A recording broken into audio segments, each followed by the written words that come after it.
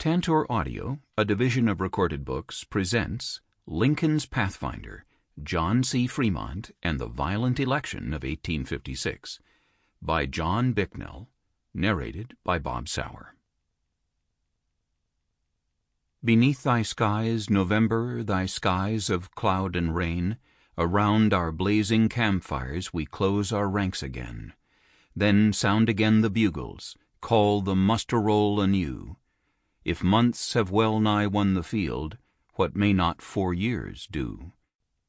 John Greenleaf Whittier, a song inscribed to the Fremont Club, National Era, November 20th, 1856. Introduction. The Pathfinder. John C. Fremont's reputation as the Pathfinder rested on the accomplishments of his 5 expeditions to the West, in which he explored the Rocky Mountains, the Oregon Trail, the Sierra Nevada, and other territory that was admittedly inhospitable, but nevertheless previously explored. Fremont was not so much a pathfinder as he was a path popularizer.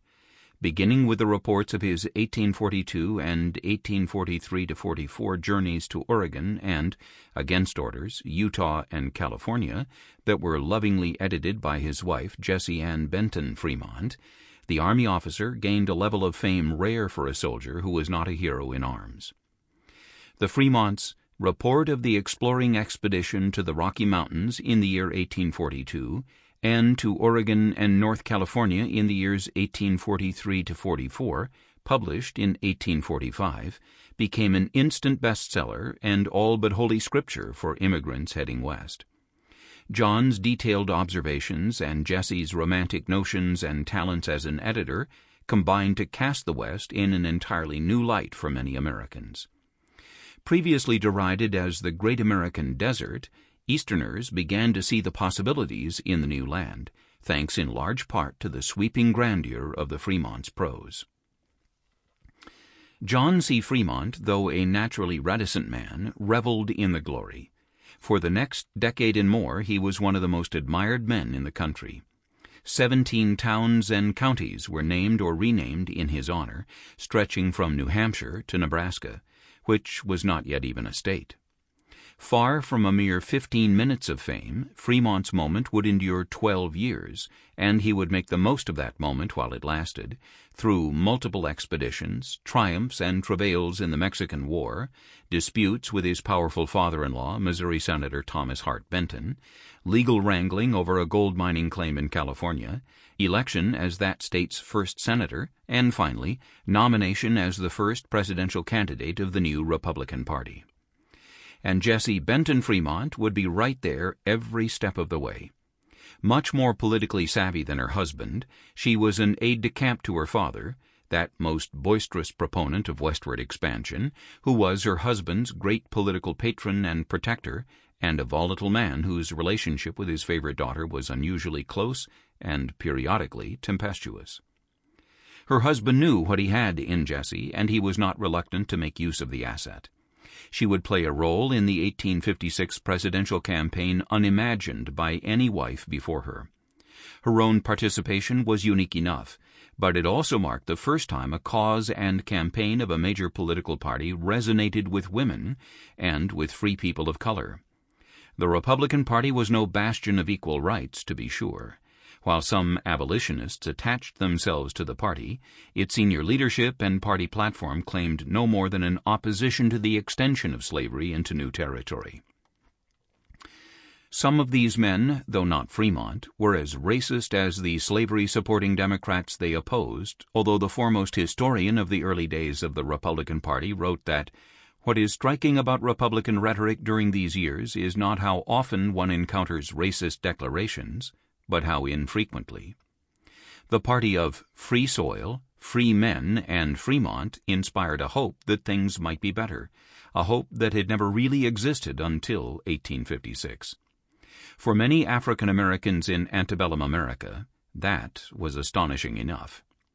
Fremont would lose the election of 1856 to James Buchanan, who would go on to lead what many consider to be the most disastrous presidential administration in American history.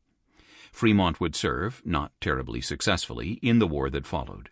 Both he and his wife would cause the commander-in-chief no small measure of grief. But in 1856, the Pathfinder, who had made his fame by following in the footsteps of others, would, after all, blaze a trail. His campaign, unique in the annals of politics to that time, showed the way to victory for another candidate, a man less reticent personally and more prepared temperamentally for the rigorous challenge of national crisis. Where John C. Fremont led, Abraham Lincoln would follow. Prologue. We can't conceive of a greater piece of mischief. Congressman Abraham Lincoln had worked hard to elect Zachary Taylor president in 1848, and now, as Taylor took office and Lincoln left Congress after just one term, the congressman wanted his just reward. The Illinois Whigs' 2 years in the House were marked by his opposition to the Mexican War, the successful war of conquest that made Taylor a hero and got him elected president. But Lincoln had set aside Taylor's participation in the war he opposed as he campaigned tirelessly for the candidate, a career military officer, a slave owner, and a political blank slate. Lincoln had traveled extensively on Taylor's behalf, making speeches in Delaware, Maryland, and Massachusetts, as well as around his home state, and helped to disseminate mailings of pro-Taylor speeches and broadsides. In return for his efforts, Lincoln wanted to be named Commissioner of the General Land Office, a plum job for a Westerner, in charge of managing and selling public lands. "This is about the only crumb of patronage which Illinois expects," Lincoln wrote, and whether it went to him or some other loyal Taylor supporter, he was insistent that it come to his state. It did, but not to Lincoln's satisfaction. Despite his pleas that the appointment of Chicagoan Justin Butterfield will be an egregious political blunder that will give offense to the whole Whig party here, Butterfield got the job. Butterfield, like Lincoln, was an Illinois lawyer born elsewhere, New Hampshire in Butterfield's case. One of his claims to fame was that he had once represented Mormon prophet Joseph Smith in federal court. Like Lincoln, he was a devotee of Whig icon Henry Clay. Unlike Lincoln, Butterfield had stuck with Clay in the brief contest for the Whig nomination the previous year, having fought for Mr. Clay against General Taylor to the bitter end.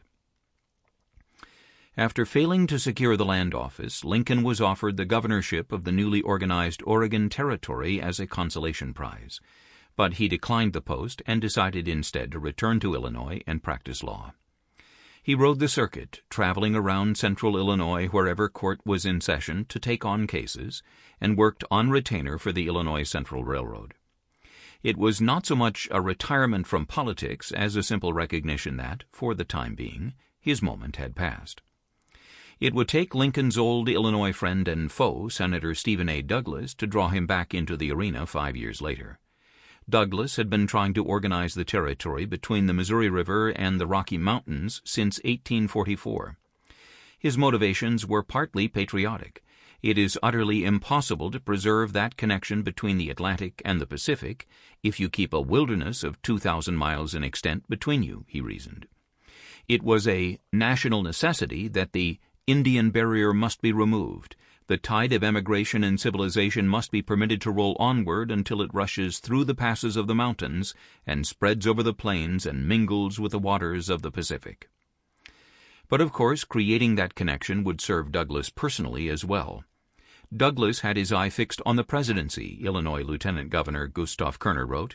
He expected to get the nomination in 1856, but of course he must get the South, and they gave him to understand that if, in organizing the territories, he should exclude slavery under the Missouri Compromise, he would not get any Southern support. These personal and patriotic interests were not mutually exclusive.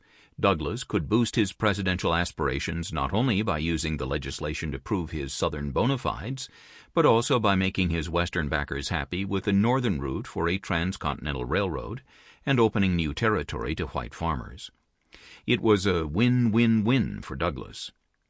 In previous Congresses, Southern opposition had blocked Douglas's efforts. They feared the creation of new free states north of the 36 degrees 30 minutes latitude line established by the Missouri Compromise in 1820, and they wanted a transcontinental railroad built through the South, not the North.